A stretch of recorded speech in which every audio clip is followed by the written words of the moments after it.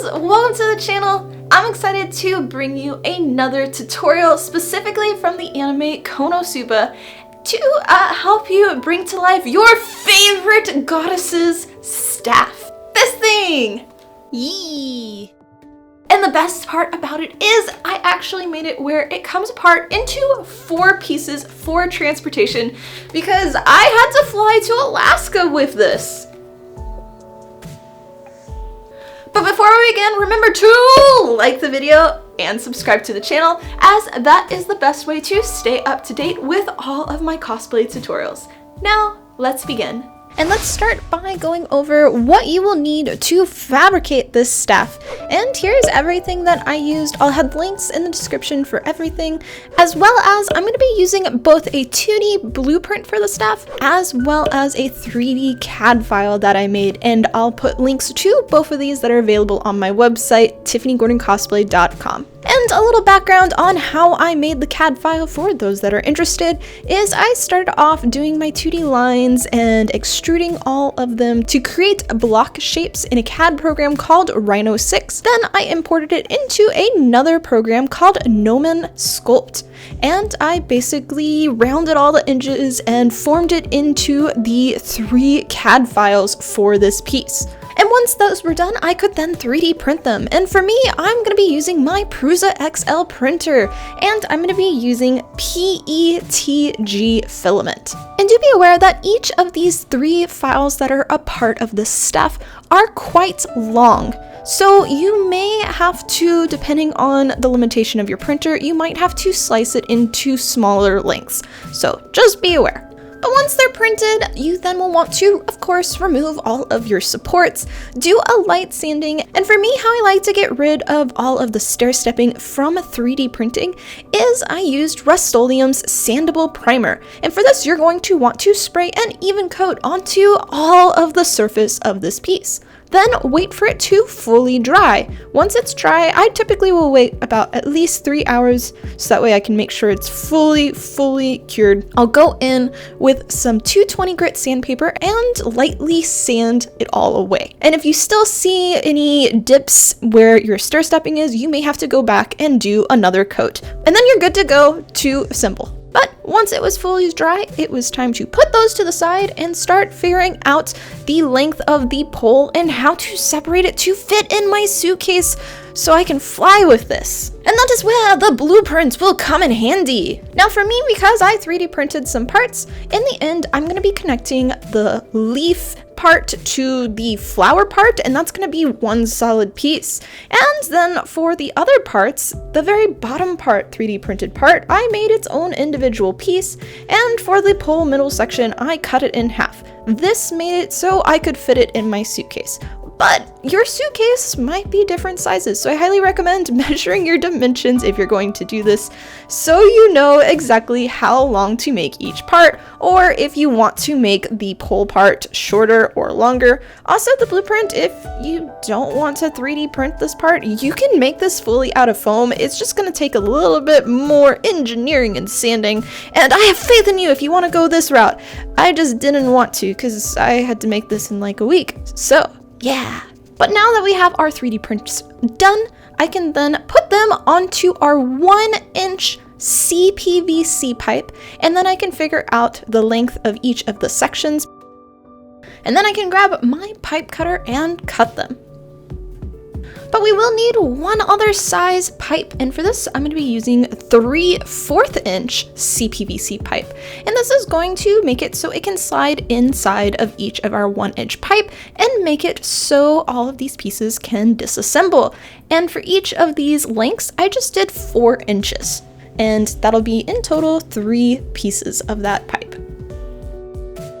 Then grab some 80 grit sandpaper, and you're going to want to sand each of the 3/4 inch pipe pieces. Reason being is when we apply our epoxy to it, you want it to actually be able to stick onto the epoxy and not slide off. So this helps. Then just apply your epoxy to half of the 3/4 inch pipe. I did 2 inches and put it into the 1-inch pipe. And you should have 2 inches non-glued sticking out of the other end. Then put all of those pipes to the side, and I recommend waiting a day so that way the glue will fully cure. And the next day we can then grab all of those parts, including the 3D printed parts, and start gluing those together. Then just wait another 24 hours for this part all to dry, and we can move right along to painting. And here's all the tools and materials that I used for painting this. And a reminder, if you don't have airbrush gun, airbrush paint, you can always hand paint this with a paintbrush, and I recommend Liquitex Heavy Body Acrylic Paint. But for me, we're going to be using primer, sealer, and paint, all provided by Createx Colors, as well as my airbrushes and my compressor were provided by Iwata Airbrush. And the first coat of paint we're going to be using is the Autoborn Sealer. And this is actually more of a primer for 3D printed parts, and basically it's going to make it where all the coats afterwards, when we apply this, all of the airbrush paint is going to stick to more smooth objects, and it won't drip. And a side note that this does take a little bit more time to dry than our normal airbrush paint, so wait about 3-ish hours, and then we can come back and continue on painting. Starting off with our first coat, which is going to be Createx Colors Opaque White. We're going to apply this to every single piece. And side note, because your pipe most likely will have some font on it, you may need to apply 2 coats just so you don't see that text.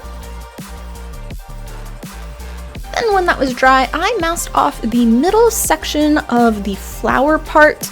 It's that little strip in the middle that separates the leaf to the flower. And we can move on to our next color, which I'm going to be using a mixture of opaque white and pyrrole red. And you might notice, but I'm going to be switching between 2 different airbrushes. One is the larger one, and the larger one is the HP TH2 from Iwata, and the smaller one is the Highline. Both wonderful airbrushes. And now with the smaller one in hand, I moved on to the next color, and that was again with the same mixture of opaque white and pyrrole red, but I added a bunch more pyrrole red, so that way I could have a natural shadow where all of the curves are on this flower part. Next, I uncovered that middle section that we slightly masked off, and then I went in with Laguna Blue, following that stripe-like triangle mark. Also, you may want to do this by hand with a paintbrush, just depends on how steady of a hand you have. Then put that to the side, and we're going to grab our next piece, which is going to be the very bottom section, and you will want to go ahead and mask off that bottom white section with masking tape, and we're going to move on to our next color, which is Phthalo Blue. And this will be for both the bottom stripe piece as well as the bottom part of our top 3D printed stripe piece. Then more masking tape, and we're gonna move on to our next color, which is gonna be Hansa Yellow, and we're gonna apply this to the 2 stripe pieces around the band. And once dry, mask those off. And you may notice that you're probably gonna have some overspray in some certain sections, and that is totally fine. And we're just gonna cover that back up with some more opaque white. Again, wait for it to dry, and we can move on to the next color, which is gonna be Phthalo Green and Limelight Green. Mixing those together, and we're gonna apply this to our leaf sections. And I wanted to give this a little bit more depth, a little bit more shadowing. So again, with that same mixture, but this time I added a bunch more phthalo green to the batch. And I added this in between each of our little bottom flower leaf petals, as well as to the middle part of the leaf. I don't know what these are called in plant terms, but I made shadowy like sections, and I think in the end this really will make this piece pop and give a lot more dimension. And the very last step and most important part about this is going to be how we seal this. And you're going to want to remove all of your masked off areas, and then we're going to grab the UVLS gloss. This is going to protect our paint from all of the sun. It will make it so your paint doesn't fade, as well as it will give the entire surface all a even and consistent shine to the entire piece. And that will complete our painting. And as I said in the beginning of this video, that this actually comes apart into 4 pieces for transportation. I'm going to show you the parts right now. So this is the top part. The next section is here, and the last 2 are here.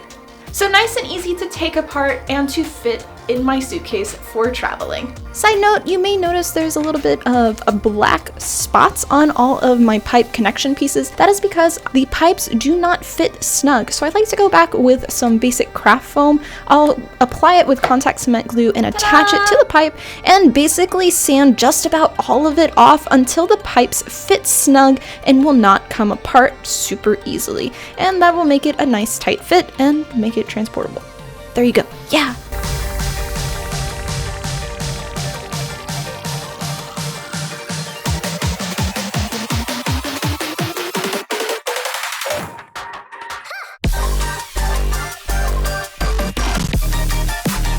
And that, guys, is how I made the wonderful goddess from KonoSuba, Miss Aqua, her staff. And whether you like her or hate her, I think her staff is pretty cool. Yeah.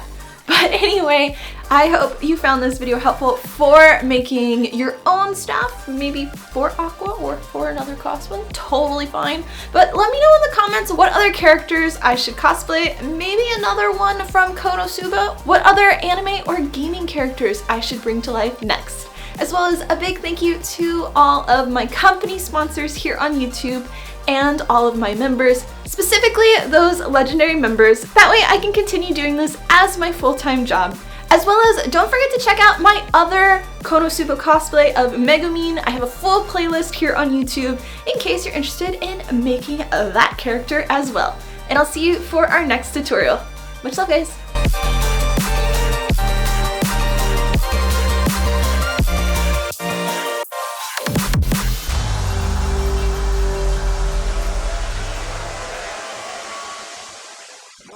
It's a